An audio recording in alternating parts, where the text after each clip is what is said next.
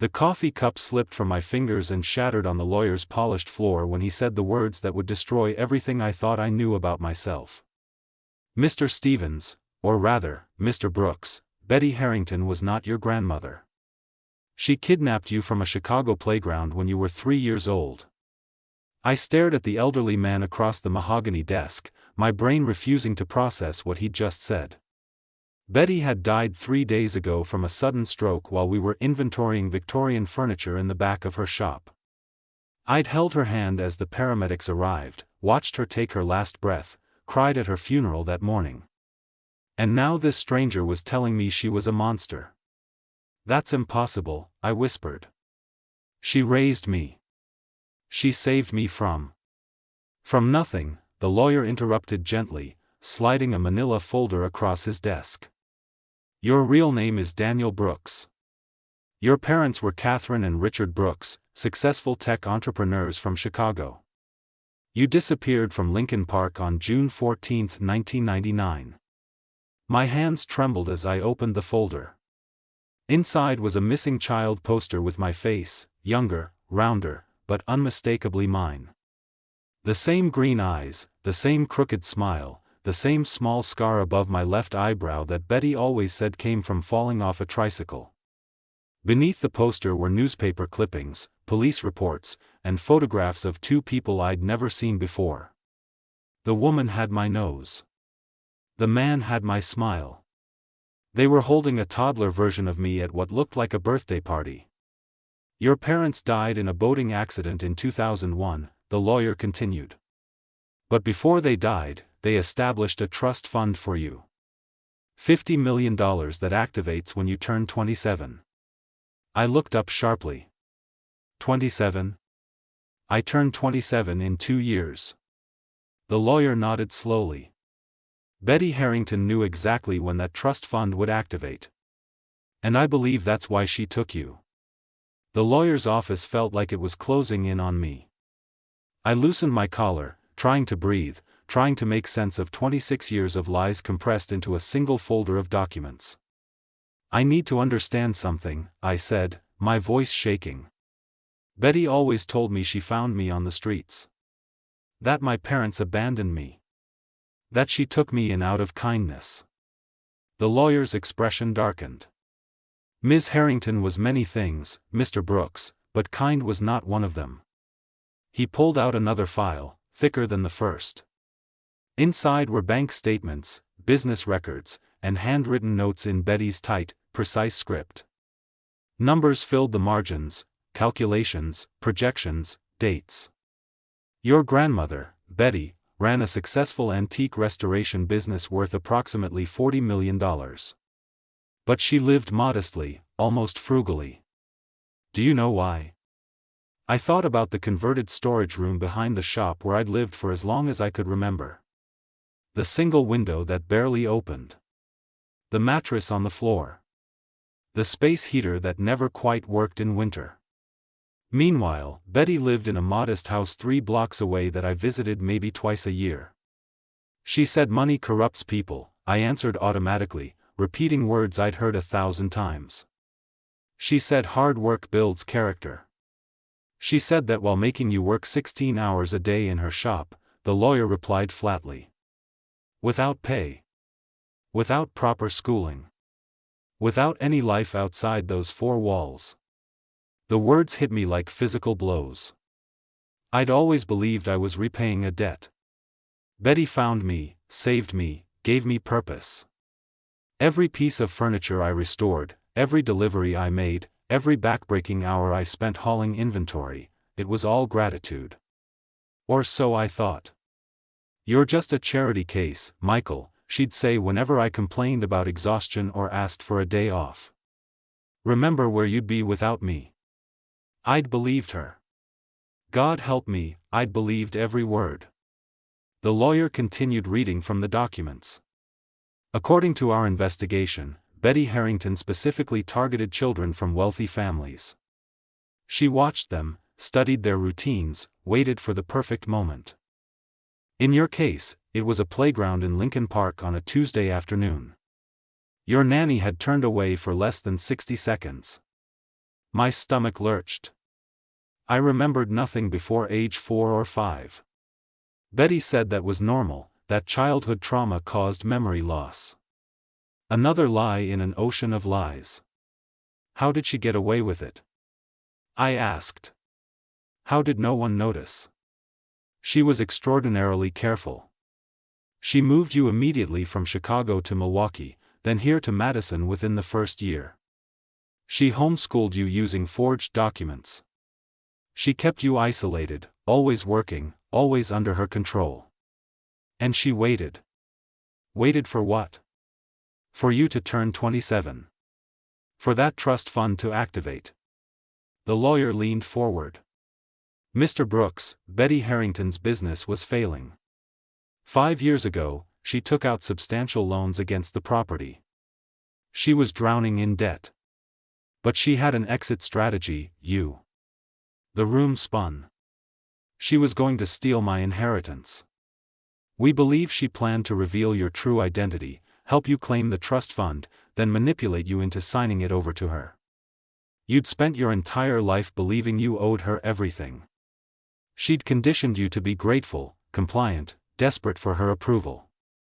I stood abruptly, knocking my chair backward.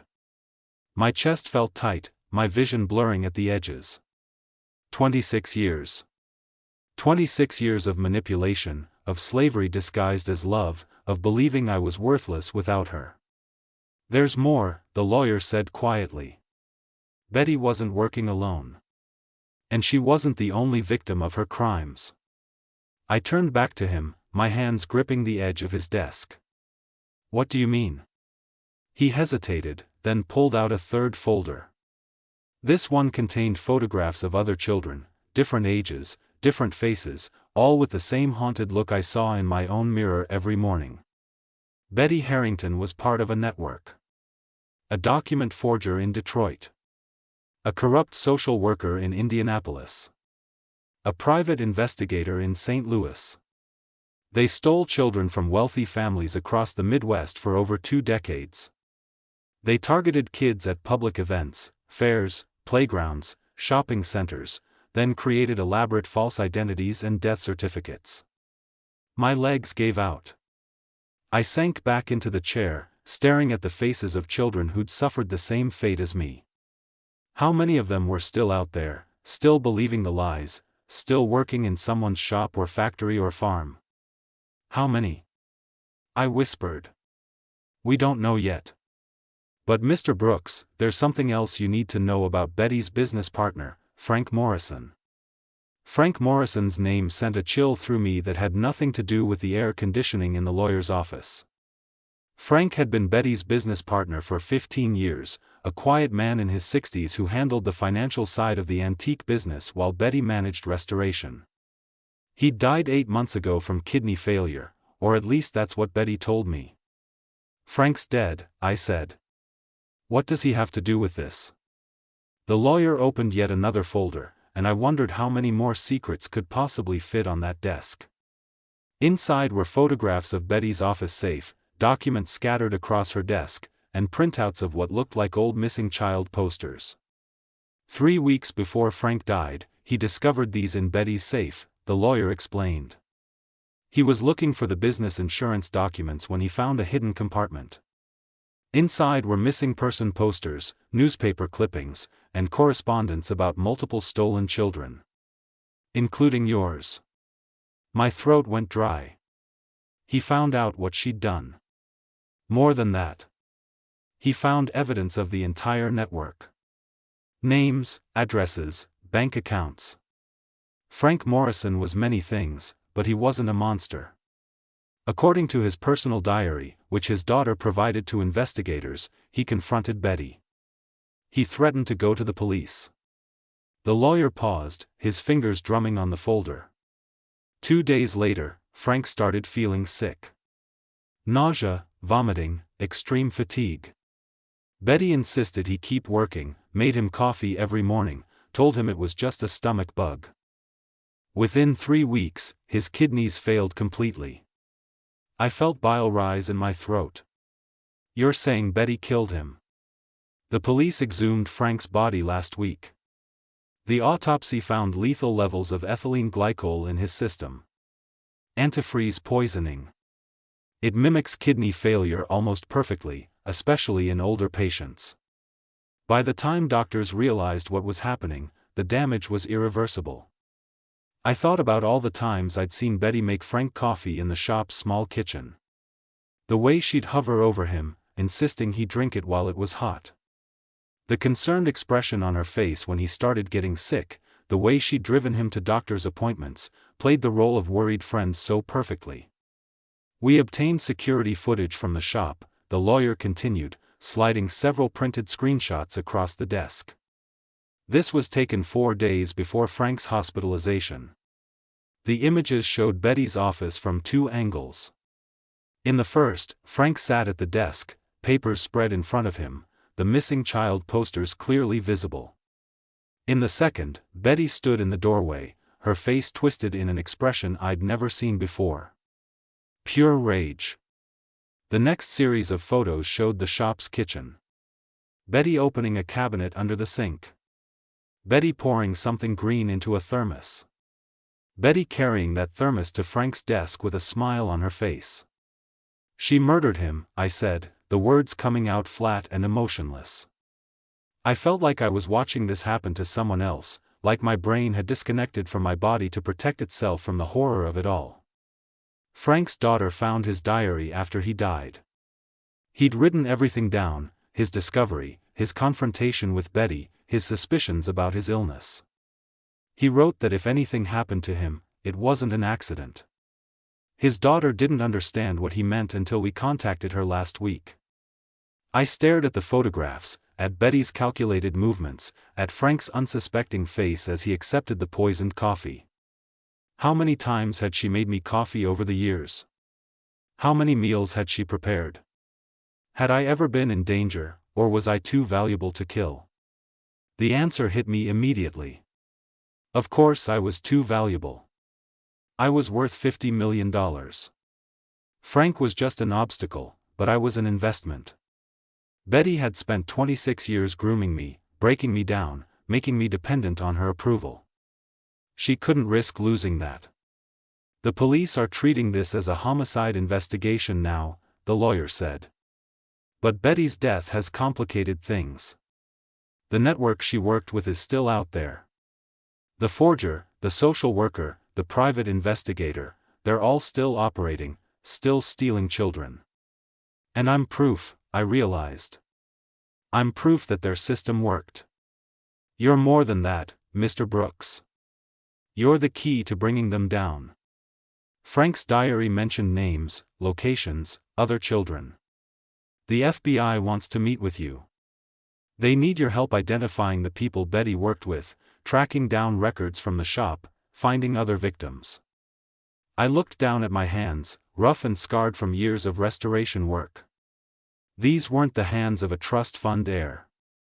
They were the hands of someone who'd been used, exploited, stolen from his real life and forced into someone else's nightmare. But they were also the hands that could help other children escape that same fate. What do I need to do? I asked. The FBI field office in downtown Madison looked nothing like I'd imagined from television shows. Instead of dramatic interrogation rooms and walls of evidence boards, I sat in a conference room that could have belonged to any corporate office, facing 2 agents who introduced themselves as Martinez and Chen. Mr. Brooks, we appreciate you coming in so quickly, Agent Martinez said, setting up a recording device on the table between us. We know this must be overwhelming. Overwhelming didn't begin to cover it. 3 days ago, I was Michael Stevens, a nobody who restored antique furniture. Now I was Daniel Brooks, heir to a fortune, victim of a decades-long kidnapping conspiracy, and apparently the FBI's best chance at dismantling a child trafficking network. Agent Chen opened a laptop and turned it toward me. We need you to look at some photographs and tell us if you recognize anyone. These are people who visited Betty's shop over the past 5 years, captured on street cameras and business surveillance. The first image showed a thin man in his 50s with wire-rimmed glasses, photographed outside the shop. Something about his face triggered a memory, not clear, but present, like a word on the tip of my tongue. "I've seen him," I said slowly. "He came to the shop maybe 3 or 4 times a year. Betty always closed early when he visited. She said he was a private collector." "Did you ever hear his name?" I shook my head. "Betty sent me to make deliveries whenever he came. She didn't want me around during their meetings." Agent Martinez made a note. "That's Marcus Webb, a document forger operating out of Detroit. We've been tracking him for 6 years but haven't had enough evidence to make an arrest. If we can prove he created your false identity documents, we can connect him directly to kidnapping and fraud." They showed me more photographs. A woman in her 40s with severe features and a bureaucratic air, the corrupt social worker from Indianapolis, though I'd never seen her before. A heavy-set man with a camera around his neck, the private investigator from St. Louis who Betty had mentioned exactly once, calling him "our insurance policy" when she thought I wasn't listening. "We need access to Betty's records," Agent Chen said. "Bank statements, correspondence, client lists, anything that might connect these people to her operation. Frank Morrison's diary gave us names, but we need hard evidence." "The shop," I said. "Everything's still there. I haven't touched anything since she died." I couldn't bring myself to go back. That was only partially true. I'd avoided the shop because every time I walked past it, I felt the weight of those 16-hour days pressing down on me. The smell of wood varnish made my stomach turn. The sight of antique furniture through the window filled me with a rage I didn't know how to process. "We'll need you to come with us," Martinez said. "You know the layout, where Betty kept things. And legally, as her heir, you have the right to access everything." The concept of being Betty's heir felt like another sick joke. She'd stolen my life, murdered her business partner, and now I was inheriting the empire she'd built on lies and exploitation. We drove to the shop in silence. The October afternoon sun cast long shadows across the familiar storefront with its faded sign, "Harrington Antiques, Restoration and Sales." I'd spent half my life behind that door, believing I was building something meaningful, learning a trade, earning my place in the world. The key still worked. The door opened with the same creak it had made for 20 years. Inside, dust motes floated in shafts of sunlight, and the smell of old wood and leather polish hit me like a physical force. "Are you all right?" Agent Chen asked, watching my face. I nodded, unable to speak. My workbench stood in the corner, still covered with the Victorian chair I'd been repairing when Betty collapsed. My tools hung on their pegboard in perfect order, the way she'd trained me to keep them. The storage room door was closed, and I couldn't bring myself to look at it. "Her office is upstairs," I managed to say. We climbed the narrow staircase to the second floor. Betty's office was exactly as she'd left it, organized, meticulous, everything in its place. The safe sat behind a painting of a countryside landscape, a detail so cliché I almost laughed. "Do you know the combination?" Martinez asked. "My birthday," I said bitterly. Or what I thought was my birthday. 10/15/99. I spun the dial and the safe opened with a heavy click. Inside were the usual business documents, cash, and jewelry. But Agent Chen reached past those to the back panel, pressing something I couldn't see. A hidden compartment popped open. Inside were 3 leather-bound ledgers, a stack of photographs, and an accordion folder thick with papers. Agent Martinez pulled out the first ledger and opened it. His expression darkened as he read. "Mr. Brooks, you should sit down." I didn't sit down. Instead, I stood frozen as Agent Martinez turned the ledger toward me. The pages were filled with Betty's handwriting, neat columns of names, dates, locations, and amounts of money that made my head spin. "This is a record of every child they took," Martinez said quietly. 19 children over 23 years. 19. The number hit me like a punch to the chest. I wasn't alone. I'd never been alone. Somewhere out there were 18 other people living the same lie I'd lived, working for people who'd stolen them, believing they were charity cases or orphans or unwanted. Daniel Brooks, age 3, Lincoln Park, Chicago, June 14, 1999, I read aloud from the first entry with my name. Parents deceased 2001. Trust fund 50 million, activates age 27. Placement, Betty Harrington, Madison, Wisconsin. Status, active. My hands shook as I turned the pages. Each entry followed the same format. A child's real name and false name. Their age when taken. Where they'd been stolen from. Their parents' status. And most chilling of all, their financial value. Sarah Mitchell, age 4, taken from a farmer's market in Des Moines, Agent Chen read over my shoulder. Parents died in a car accident 6 months after her disappearance. Inheritance, $2 million plus property holdings. Placement, Donald Kramer, agricultural operation in rural Iowa. Agricultural operation, I repeated, my voice hollow. You mean a farm? She's been working on a farm this whole time. Emily Rodriguez, age 5, shopping mall in Minneapolis. Parents murdered during a home invasion 1 year later. Inheritance, family business worth $12 million. Placement, Margaret Sutton, textile manufacturing, St. Paul, Minnesota. The pattern was clear and horrifying. They didn't just kidnap random children. They researched wealthy families, studied their assets, waited for opportunities. And then, like predators, they made sure the parents couldn't interfere. Some died in accidents. Some in crimes that were never solved. Some from sudden illnesses. They killed them, I said. The parents. They killed all of them. Agent Martinez closed the ledger carefully. We suspected as much, but this is the first proof we've found. Betty Harrington and her network didn't just kidnap children, they eliminated anyone who might search for them too effectively. I thought about my own parents, Catherine and Richard Brooks, dying in a boating accident in 2001.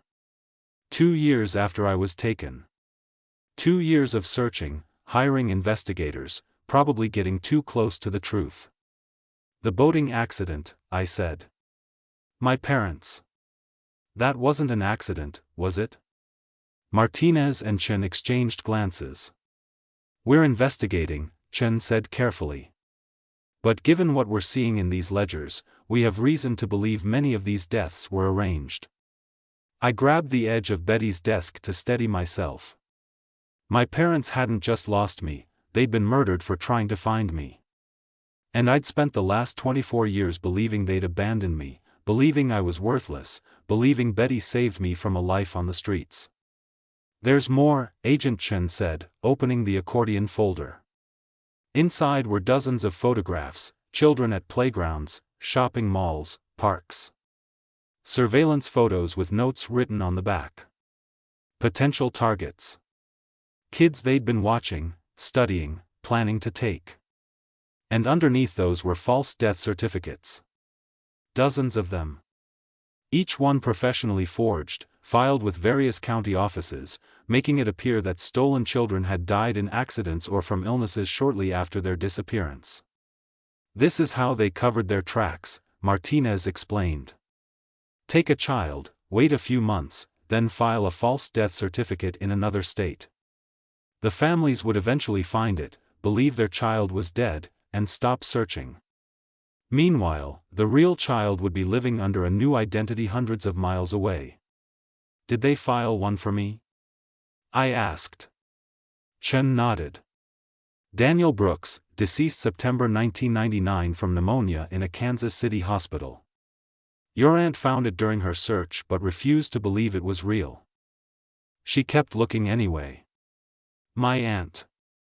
I'd forgotten about her in the chaos of the past few days. According to the lawyer, I had a living relative who'd been searching for me for 23 years.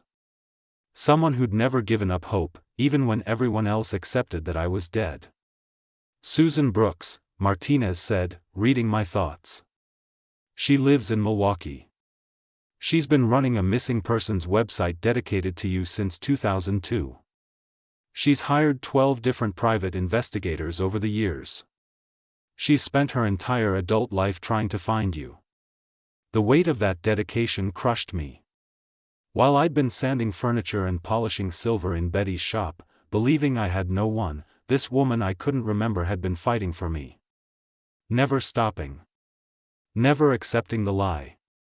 I need to meet her, I said. She's already on her way, Chen replied gently. We called her this morning. She'll be here in 2 hours. 2 hours felt like 2 days. The FBI agents cataloged everything in Betty's office while I sat in the shop downstairs, staring at my workbench and trying to remember anything about my life before age 4. But there was nothing, just a vast emptiness where my real childhood should have been. Agent Chen came down the stairs carrying a laptop. We found Betty's computer password in one of the ledgers. Her email correspondence goes back 15 years.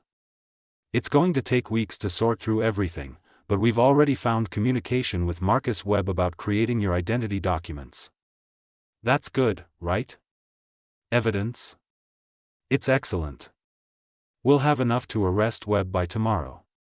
And once we have him, he'll likely cooperate to reduce his sentence. These networks fall apart quickly once one person starts talking. The door chime rang, making me jump.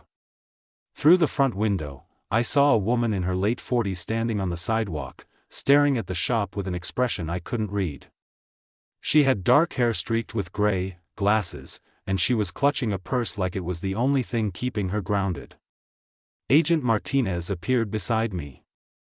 That's Susan Brooks. Are you ready? I wasn't ready. I'd never be ready for this. But I stood up anyway and walked to the door. Susan's eyes locked on mine the moment I opened it. Her hand flew to her mouth, and tears started streaming down her face before either of us said a word. Danny, she whispered. Oh my God, Danny. No one had called me Danny in 26 years. The name sounded foreign and familiar at the same time, like a song I'd forgotten I knew. I don't remember you, I said, because lying seemed cruel. I'm sorry. I don't remember anything before I was 4 or 5. I know, she said, her voice breaking. The doctors said that might happen. Trauma, stress, Betty probably drugged you during the transition. But Danny, I never stopped looking. Not for one single day. She pulled out her phone with shaking hands and showed me a website. FindDannyBrooks.com, the homepage had my face, the missing child poster, age-progressed images showing what I might look like at 10, 15, 20, 25. The latest one looked eerily accurate. I updated it every year, Susan said. Posted on every missing persons forum, every social media platform. I hired investigators, offered rewards, contacted psychics when I got desperate enough. Everyone told me to move on, to accept that you were dead. But I couldn't. You're my sister's son. Your family. The word family hit me harder than anything else she'd said. I'd spent my entire life believing I had no family, that I was alone in the world except for Betty's grudging charity. And here was this woman who'd dedicated decades of her life to finding me. Come inside, I said quietly. We sat in Betty's office while the FBI agents gave us privacy. Susan couldn't stop staring at me, reaching out occasionally to touch my arm like she needed to confirm I was real. You look so much like your father, she said. Same eyes, same smile.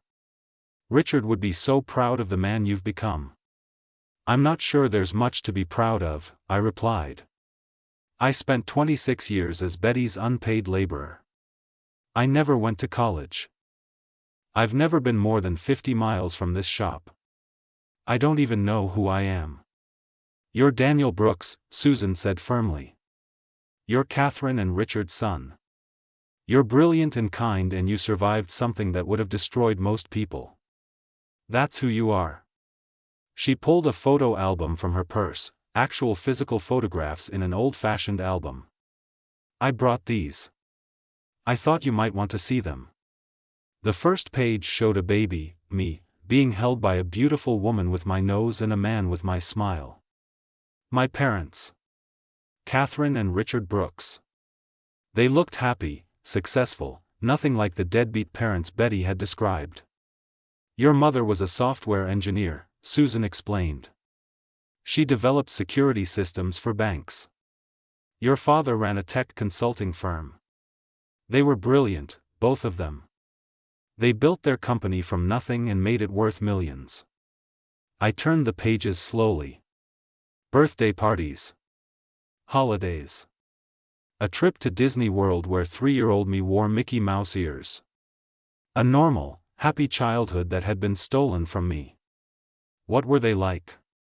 I asked. Susan smiled through her tears. Catherine was fierce. She never backed down from a challenge.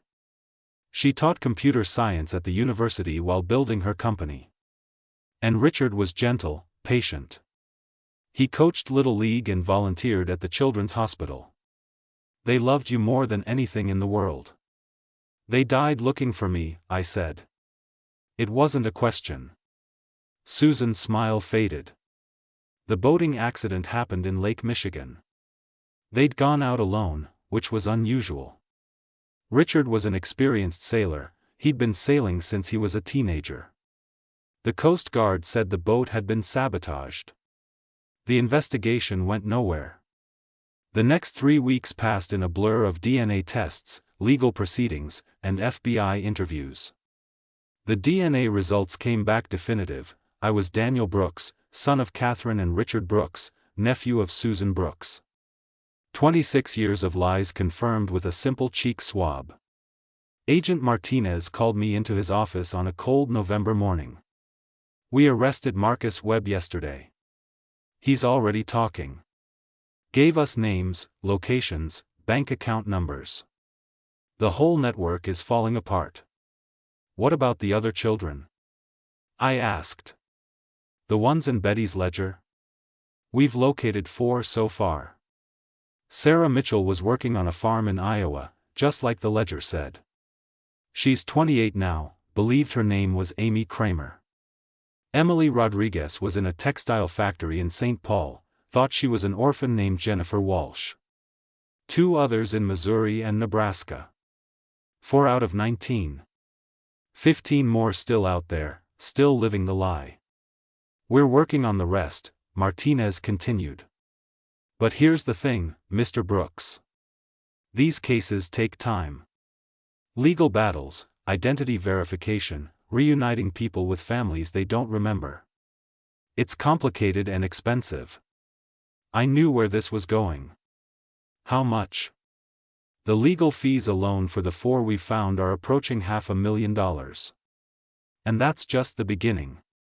These people need counseling, medical care, help rebuilding their lives. The state has some resources, but not nearly enough. I thought about the $50 million trust fund that would be mine in less than 2 years. I thought about Betty's $40 million antique business that I'd inherited, built on stolen labor and lies, but mine now nonetheless. I want to help, I said. All of it. Whatever they need. Martinez smiled. I was hoping you'd say that.